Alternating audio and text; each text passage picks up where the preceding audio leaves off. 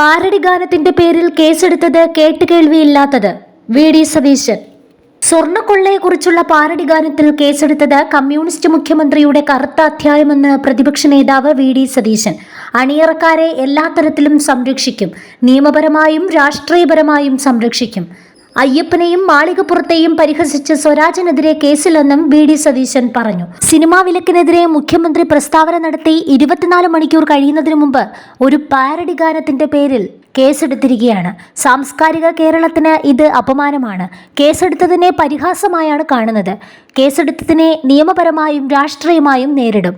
ആ ഗാനം എത്ര പേരെ വിഷമിപ്പിച്ചു എന്ന് മനസ്സിലായി. സ്ത്രീ പ്രവേശന കാലഘട്ടത്തിൽ മുഖ്യമന്ത്രി പ്രസ്താവന നടത്തിയിട്ടുണ്ടല്ലോ.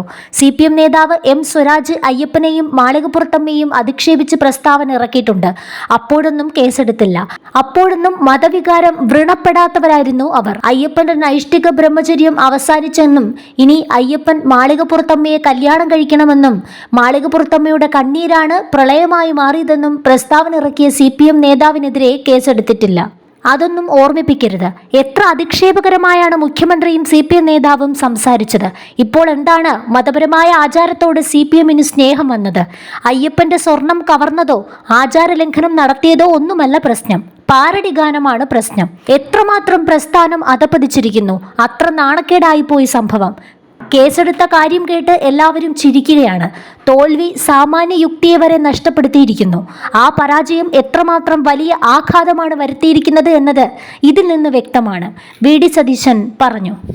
പാരഡി ഗാനത്തിനെതിരായി കേസെടുത്തതുകൊണ്ട് ഭയപ്പെടില്ലെന്ന് കോൺഗ്രസ് MP രാജ്മോഹൻ ഉണ്ണിത്താൻ. ഓലപ്പാമ്പ് കാട്ടി പേടിപ്പിക്കാൻ നോക്കേണ്ട. അറസ്റ്റ് ചെയ്യാനാണ് തീരുമാനമെങ്കിൽ ജയിലുകൾ പോരാതെ വരും. നിയമസഭാ തെരഞ്ഞെടുപ്പ് വരെ പാരഡി പാടിക്കൊണ്ടിരിക്കും. സമൂഹ മാധ്യമങ്ങളിൽ നിന്ന് പാരഡി നീക്കില്ലെന്നും രാജ്മോഹൻ ഉണ്ണിത്താൻ പറഞ്ഞു. പ്രതിഷേധ സൂചകമായി പോറ്റിയെ കേറ്റിയെ പാട്ട് IFFK വേദിയിൽ ആലപിച്ച് ചാണ്ടി ഉമ്മൻ. കേന്ദ്രം സിനിമ വിലക്കുമ്പോൾ സംസ്ഥാനം പാട്ട് വിലക്കുകയാണ്. ഇഷ്ടമില്ലാത്തത് വിലക്കുന്നതിൽ ഇരുവരും മുണ്ടും ജാക്കറ്റും പോലെയാണെന്നും ചാണ്ടി ഉമ്മൻ പറഞ്ഞു.